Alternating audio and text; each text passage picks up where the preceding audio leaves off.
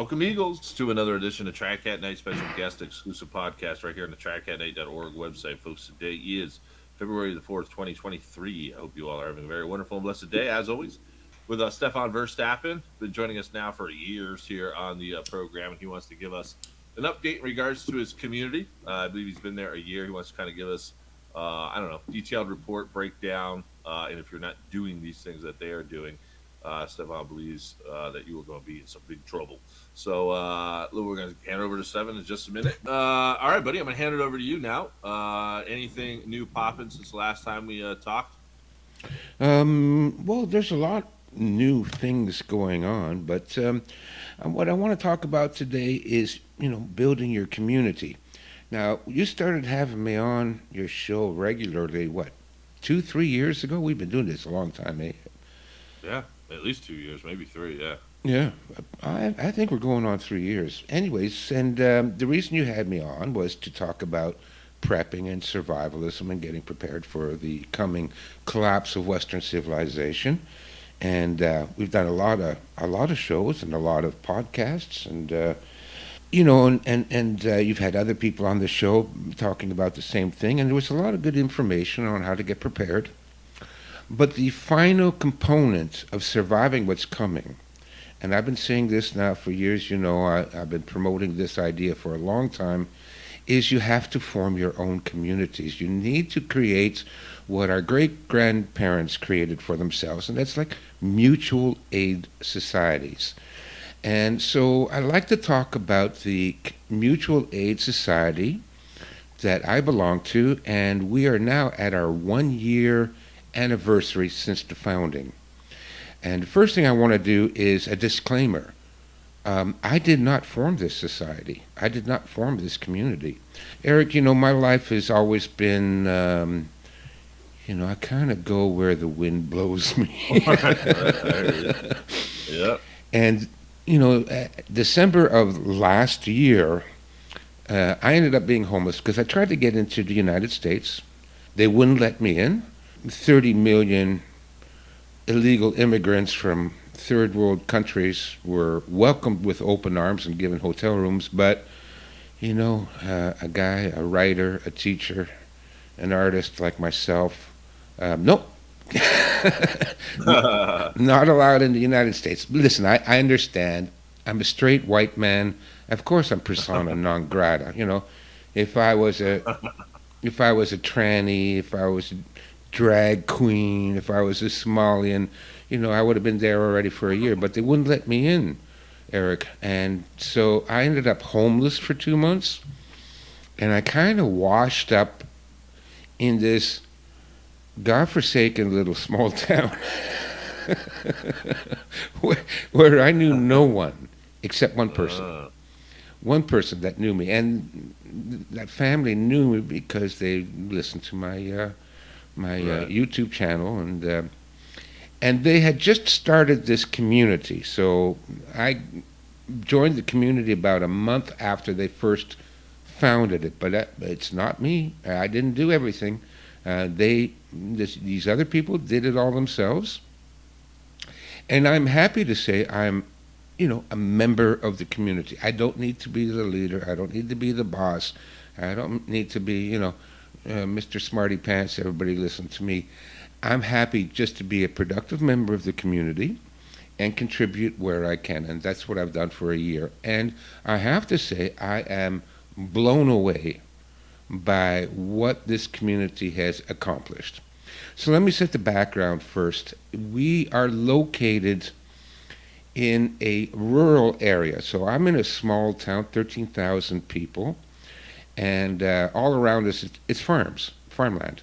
There's a lot of Amish, a lot of Mennonites, Hutterites, Quakers, So there is kind of a tradition out here of belonging to what you would call a mutual aid society, because that's what Amish and Mennonites are.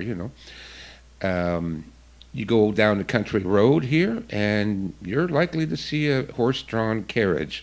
And to be honest with you, I love it. I think that's Yeah. wonderful. Right. And also, these farmers the Amish and the Mennonites and so on. Um, all their stuff is organic. There's no chemicals in their feed. There's no growth hormone in the cows. There's no uh, um, antibiotics.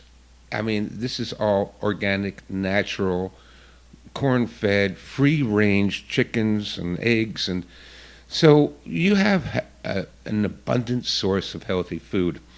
And I think that that helped a lot in establishing this community because most of the people in this community grew up and around these types of people, and a lot of them were farmers. They grew up on farms as kids, and some of them still maintain farms, and so I think that went a long way to helping this community develop. I have tried to find or found communities in the big city, and it's always been a disaster. I don't know why. I mean, there's no reason why you cannot form a community within a city that can look after each other and support each other and help each other. But I just, personally, I've been a failure. I've been a failure, Eric. No, but I'm listening. Now, Yeah, go ahead. yeah, I was going to ask you with what your community is offering. I mean, I know each community is going to be a little bit different.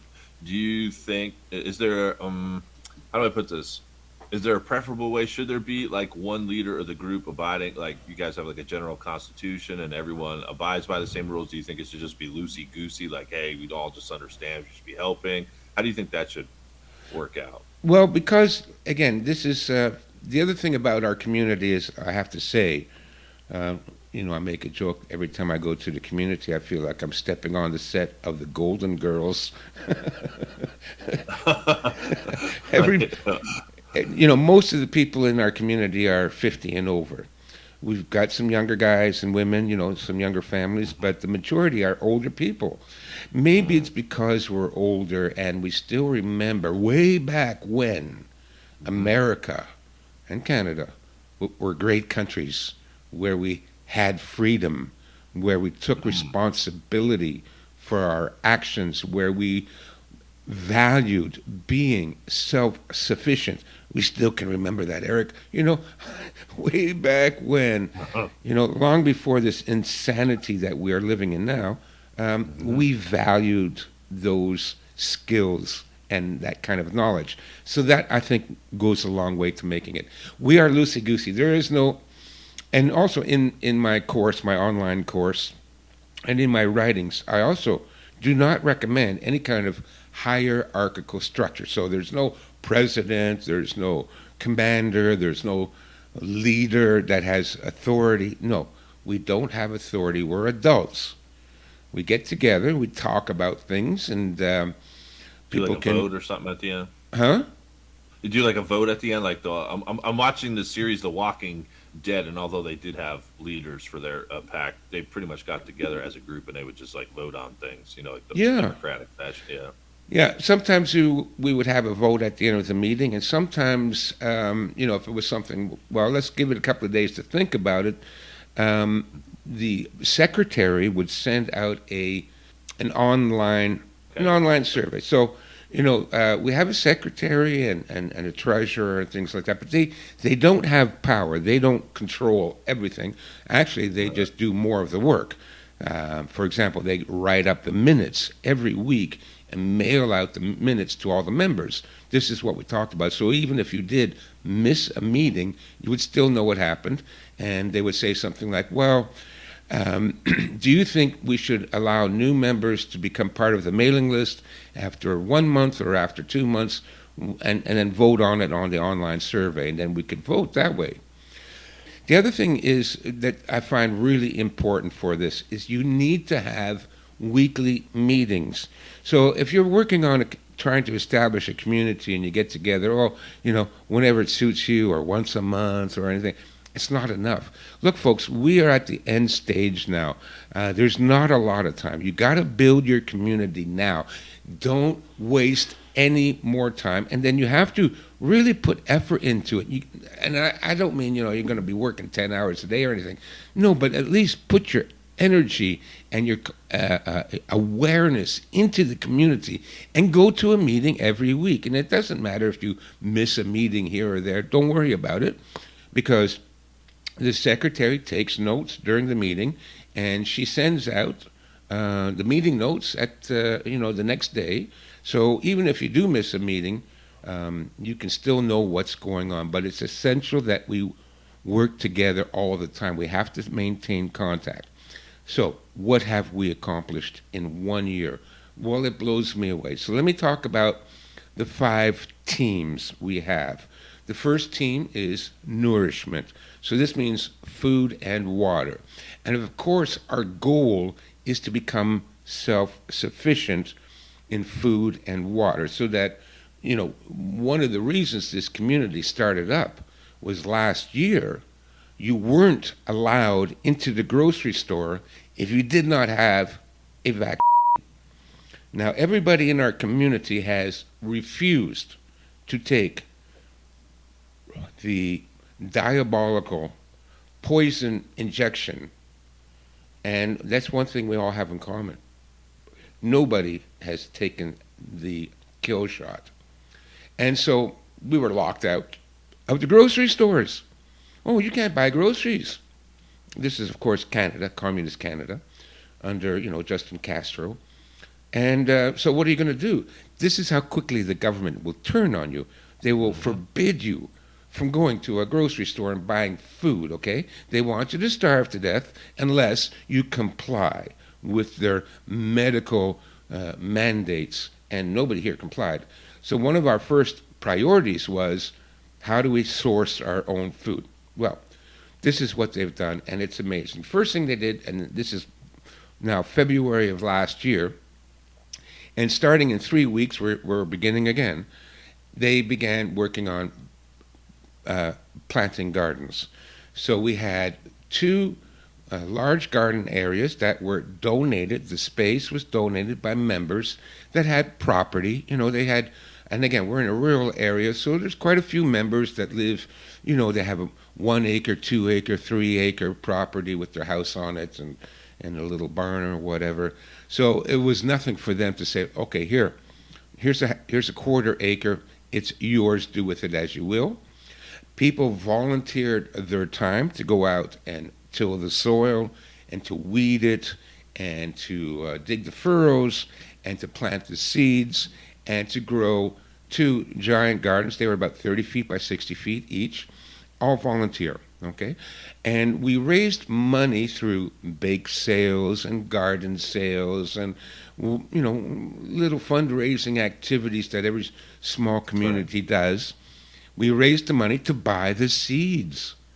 So everything was free. The labor was free, the seeds was free, because we raised the money ourselves. So nobody had to pay for this.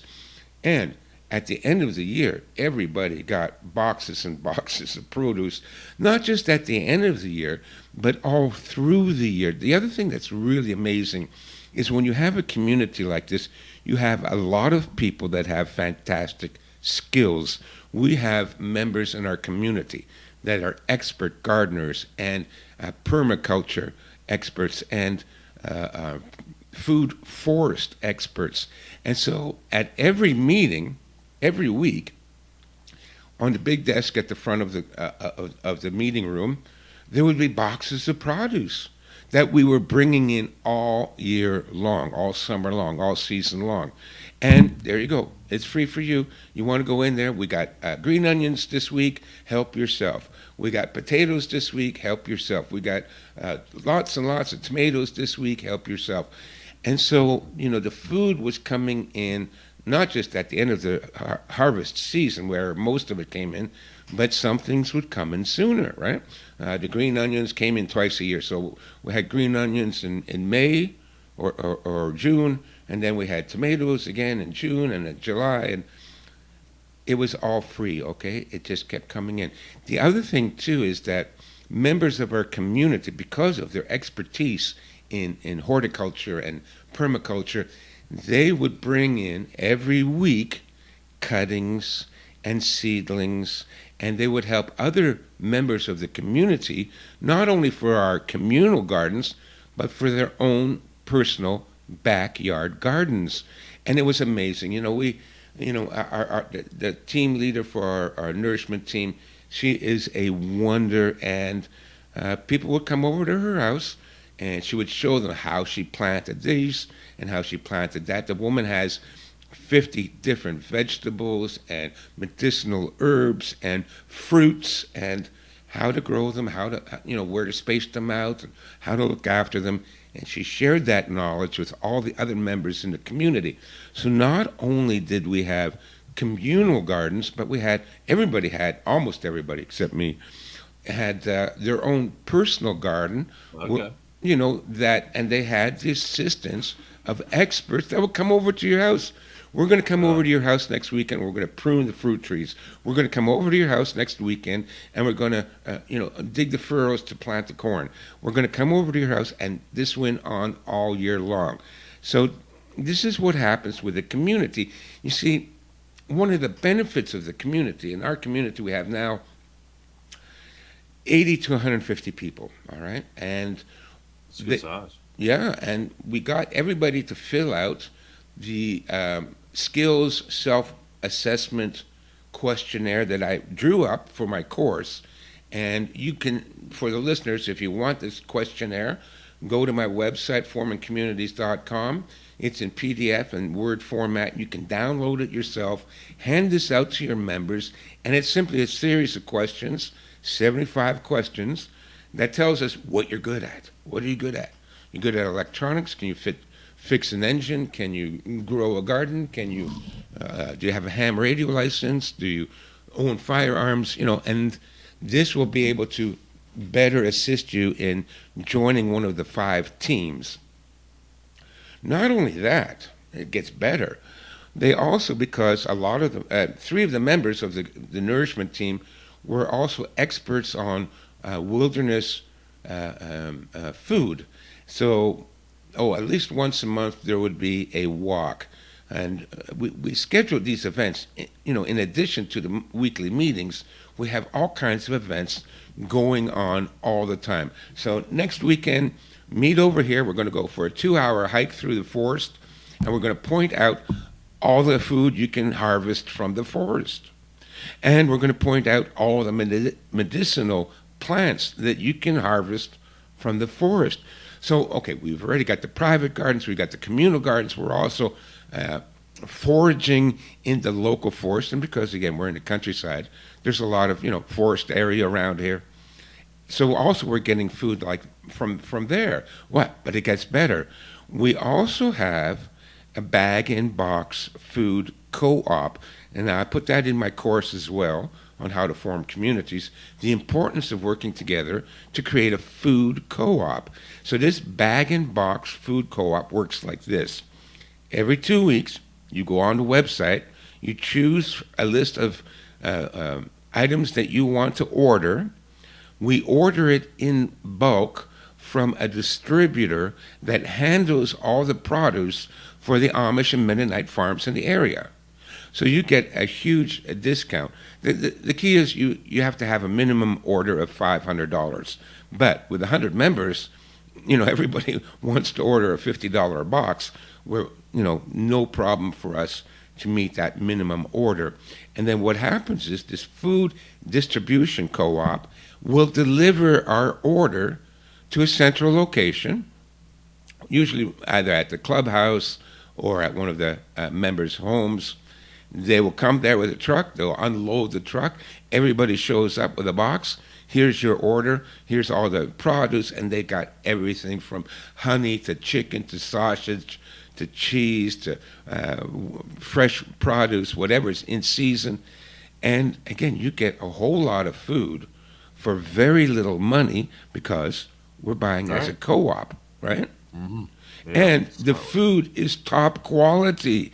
It's super fresh, super healthy, super organic. Okay, so we got that going. But wait, it gets better. Mm-hmm. We also have a buy-in group. Now, again, I put this in my course, and I talk about this often, that a buying group is where you get a bunch of people, you pool your money, and you buy stuff that you need, and because you're pooling your money, you get a discount because you're going to, again, buy in bulk. Similar to a food co-op, but a buying group is for a specific item. So twice this year, the people got together, they pooled their money, and they bought twice 100 chickens from the local Amish. Now, these are good chickens, free range, no preservatives, no additives, no hormones, no vitamins, delicious, fresh, free range chickens. They bought 100 at a time. They took them over to one of the farmers, and they had it processed, and everybody went home with 6 chickens that they quickly put in the freezer. Again, we're trying to become self-sufficient for food because we learned our lesson. That when the government said, you can't go to the effing grocery store because you didn't obey, we went, okay, we don't need your effing grocery store. We're going to do all this ourselves. So that is what's been happening with our nourishment team. What about? Can I jump in here? And I don't want to get ahead of the gun. But Go do you right have ahead. like a defense? Do you have like a defense team too as well? I mean, they're not going to have that in the final analysis. Just like Okay, I'm expecting to have to defend our what I least have. our least developed community or team is the security team. But the reason for that is two. One, because we are already, in the rural areas, crime here is almost non-existent. But crime is creeping out here. It is getting out into the smaller towns. I'm online to a bunch of neighborhood watch websites from small towns nearby. It's my cats. They're going crazy. Cat acting up. My dog's been a pain in the ass this morning. Oh, they're a pain in the ass. Now they're banging to get into the bedroom because I locked them out rather than. So, but, I am watching the neighborhood watch websites, and oh my God, Eric, the crime is reaching out into the small towns. And people's propane tanks are being stolen. Cattle is being stolen. Chickens are being stolen. Tractors are being stolen. So it is coming out into the countryside, and we can expect that to get worse, all right? So, I mean, we live 2 hours away from the big city, the big evil city, but listen, they'll come out here. They will come out here. But right now, it's not really a priority, and so our security team has not been fully implemented or fully developed. Here's what we have for our security team. Number one, everybody on the security team is also on the communications team.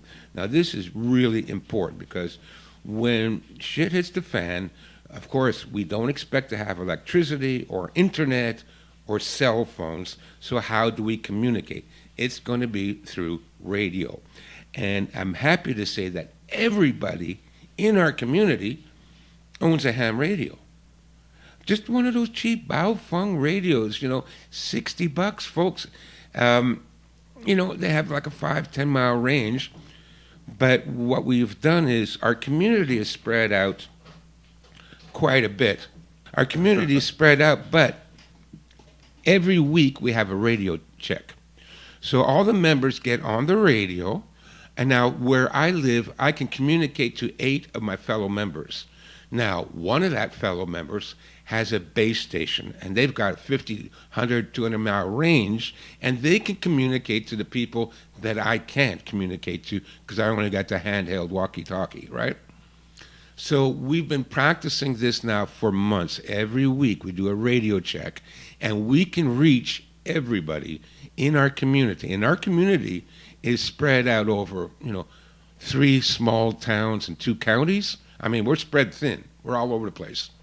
And we also have a sister community that's about 25 miles away, and they're just like us. They're doing all the same things, and but they live too far away to come to the weekly meetings where we go to. But we still are in communication with them, and we do get together quite often for special events like picnics, potluck dinners, Children's Day, where everybody would bring their kids and their grandkids, and they would play Capture the Flag, and we would have music and barbecues, and so then everybody would come together. And now we have like 200 people coming to these events. We had a big Christmas dinner this past Christmas where we had 80 people show up. We bought 3 turkeys, Again, we bought them from the local farmers, and individual members volunteered to cook the turkeys. We brought all the food to one of the local churches, in the basement there. They had the dining room. We set it up, and we had like 80 people for Christmas dinner. Everybody had turkey and stuffing, and oh my God, it was fantastic. It was, grandparents and our members and kids, and it was a wonderful event. This is what, folks, you really got to be part of this thing. You got to get this going because these people, and I'm telling you, everybody supports each other. They care about each other.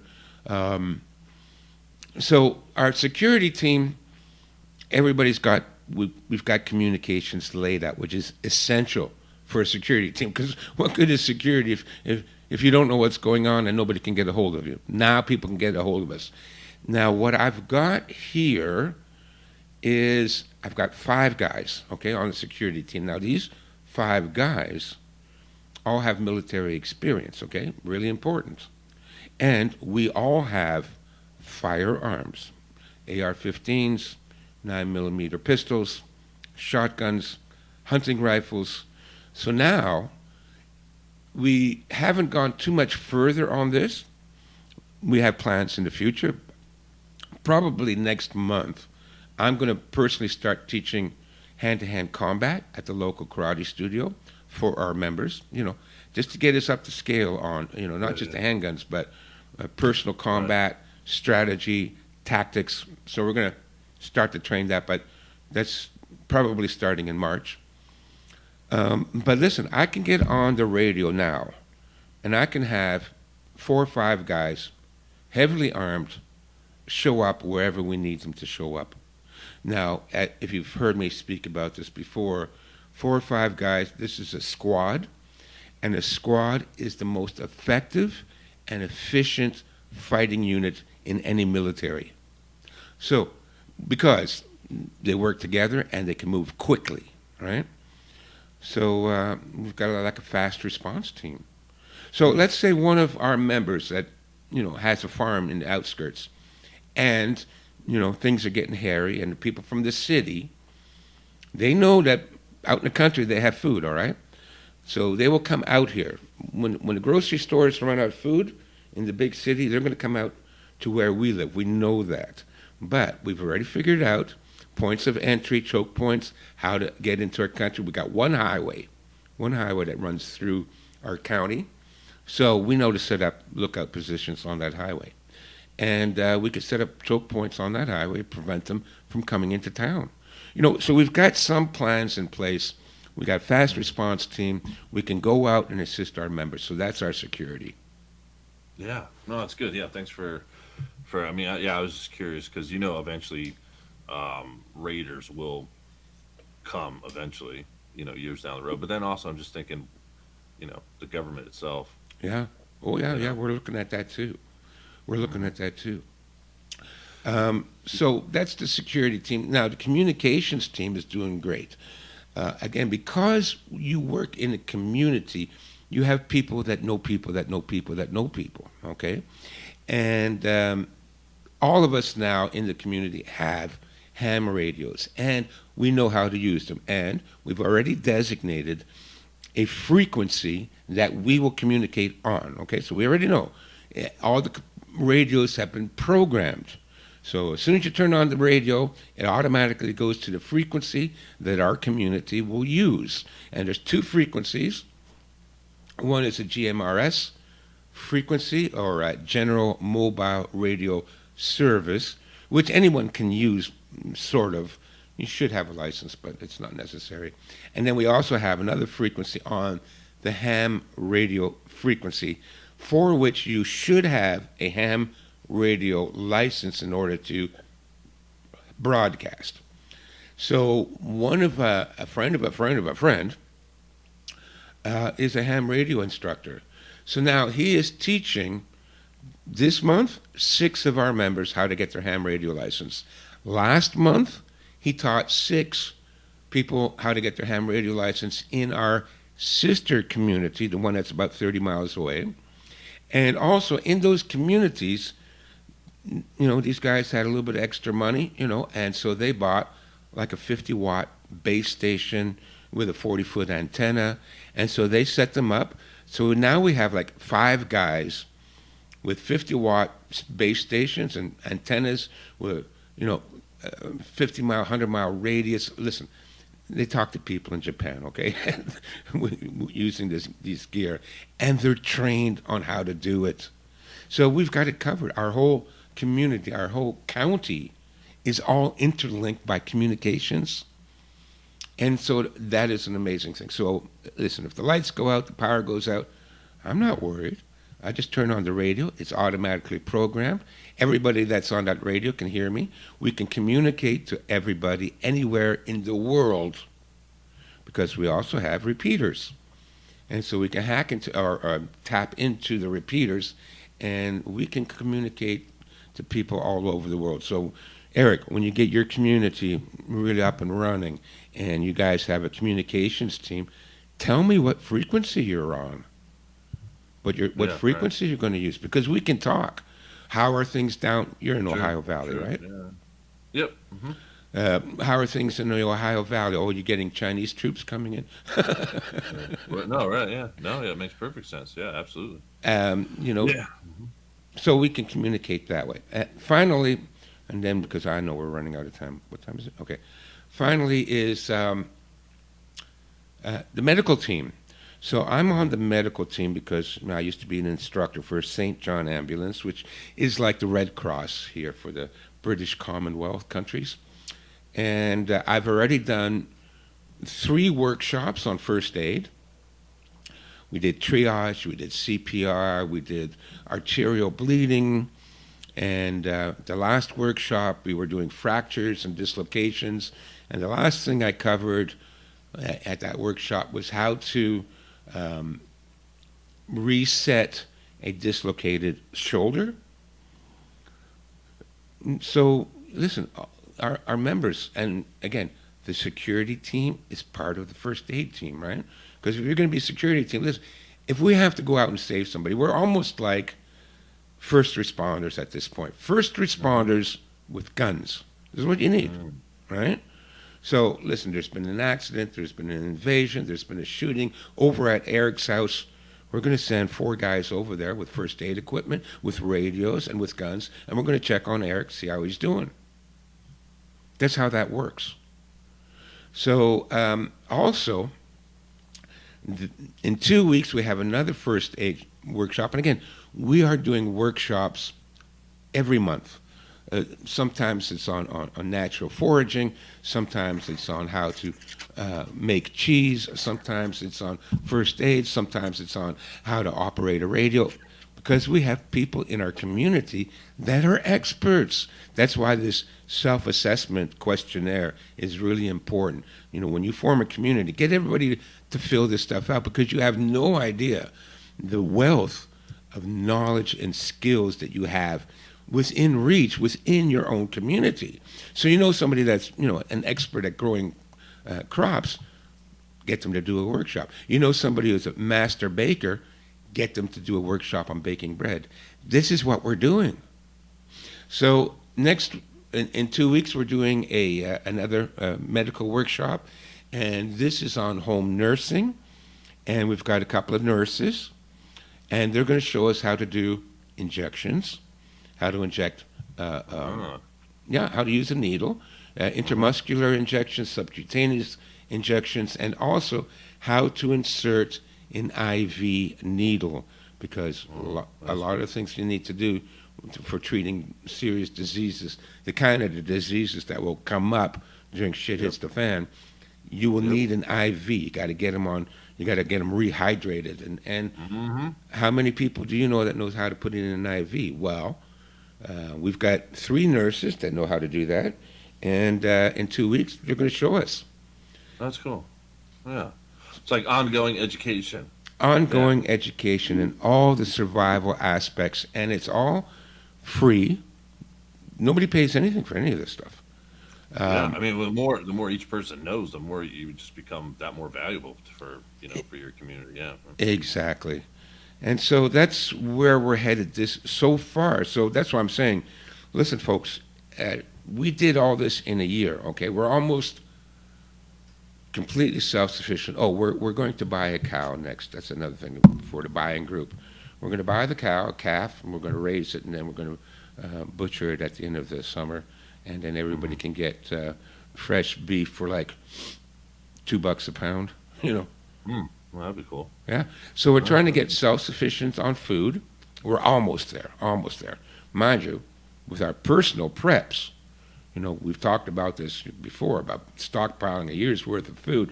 With our personal preps and supplemented by our nutrition team, we're good for like 5, 10 years, Yeah. right? Yeah. Awesome. Yeah, good stuff, man. We thank you for all those insights. Good a good prototype, if you will. Yeah, and I'm right there with you. Got to be ongoing education all the time. Yep. Now is well, we only got a minute here left, but what about the bartering aspect? Is there any of that like kind of going Oh on, yeah, or yeah. We got so much going on, Eric. Like I said, it's hard for me to cover it in half an hour. That's why I'm right? speaking so quickly. But once a month we have market night. So a lot of times, like our meetings are like 7 to 9 in the evening, and but for special teams, we'll start an hour early. So it'll be 6 to 7 for the special team. So typically, our medical team will meet once a month, 6 to 7, and we'll discuss all the things about the medical and what we're doing next. Because look, Eric, medical care is going to be non-existent. It's almost non-existent now. I would not send anybody to a hospital because it would be a I death agree. sentence, right? What are you going to do? The next thing we're working on, and we're discussing it, we have like nurses and acupuncturists and Chinese herbalists, and we don't have a surgeon. We're looking for a surgeon. But the next thing we're looking at is opening our own medical clinic. We'll fund it. We'll rent a space because retail space is going cheap now, especially in these small towns. We're going to a storefront on Main Street. We're Hmm. going to open our own medical clinic. That's what we're working on now. All right. So for That's great. members that if you're sick, don't go to the damn hospital. Well, one of our members had a heart attack. Poor woman. I love her. She's a good friend. She runs a restaurant out here on one of the country roads. All delicious food. All locally sourced produce and things. And Hmm. she lets us use her restaurant for some of the events. So typically we have our first aid and our medical seminars at the restaurant. Again, she doesn't charge us. She's a member of the community. She had a heart attack, and they took her to the local hospital, and they nearly killed her. Eric, I'm not kidding. She was conscious and speaking, and they were still doing CPR on her. Broke all her ribs. Nearly killed her. You don't do CPR on somebody that's breathing and talking. This was the local hospital. Me and Yeah. my first responder who works with me on the first aid and the medical team. We teach the courses together. He's a volunteer fireman and former first responder. We do all that stuff together, right? When we heard about this, we were shocked and horrified. Oh my God! If we had looked after her, she'd be fine. But they took her to a hospital, and the hospital nearly killed her. Eric, I don't know what to say. The level of stupid that is going around in the world today is beyond comprehension. You can't trust the doctor. You can't trust the science. You can't trust anybody because you probably dealing with an idiot. That's what our Hmm. world has become. So you're a lot better off if you have a heart attack with me than going to the Yeah, hospital. I I'm not agree. kidding. No, yeah, I agree. Yeah, I didn't even sign up. This is the first year I actually started contemplating like getting insurance, like medical insurance. And I was like, I didn't go that route just for the reasons that you mentioned. I was like, yeah, I'll just die on my couch, I guess, at this Oh yeah, point, me as too. opposed to going to the hospital. I mean, it is what it is. Yeah. That's what the Lord wills. But yeah, I didn't sign up for it, and really, I mean, it's not going to get any better. No. Like next year when we come around, it's only going to get worse, Yeah. right?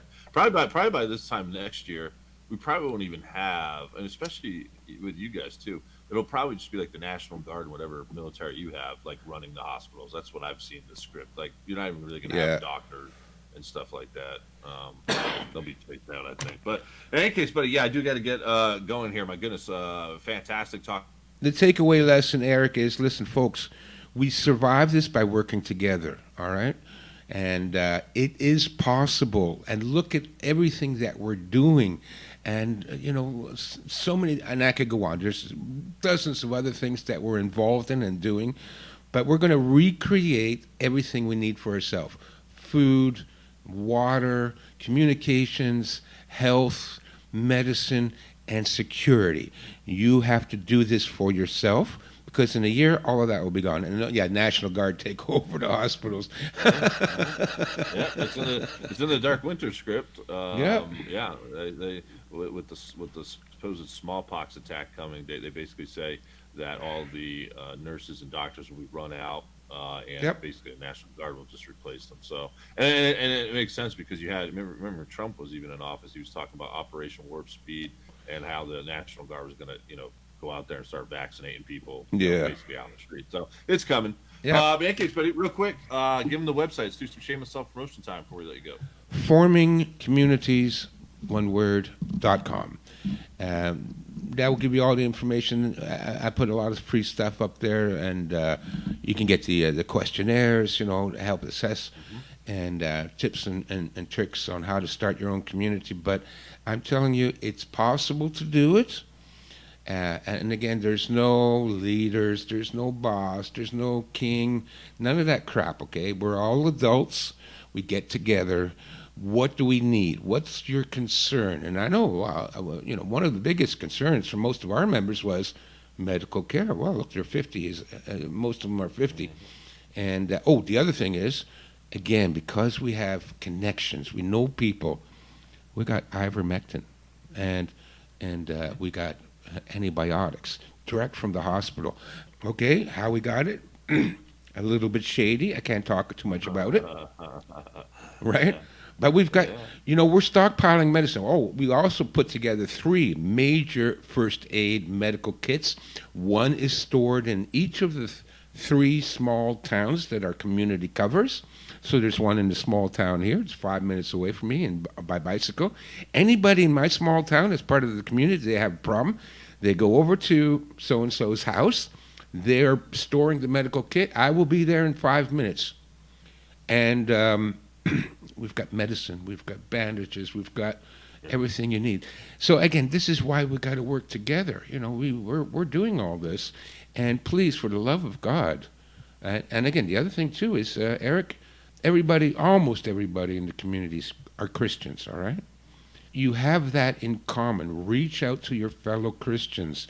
This is, we are battling Satan. This is not just some kind of, some bad. No, you're battling evil incarnate now. They are out to kill you. Your government, my government, France's government, England's government, every government in the world is working feverishly to destroy you. Like, it's Yeah. diabolical, Eric. I mean, you know me, I'm not a Christian. I follow the path of virtue, which is whatever it is. But I do believe in Satan, all right? And he is in charge, and he's determined, hell-bent and determined to kill us all. How are you going to survive that if you don't work with your fellow Christians? How are you going to do Yeah. that? Well said. Yeah, and there's definitely Catholic communities already up and running all over the place. Yes, I've there are. friends that are running them. Actually, probably not too far from you. Even upstate New York, there's a Yep. pretty big one. They run conferences like every 6 months. They got a pretty big community too as well. Like I said, we're going to try and get something started here Yep. soon. But hey, appreciate the time, Stefan. There you have it. The latest from Stefan Verstappen.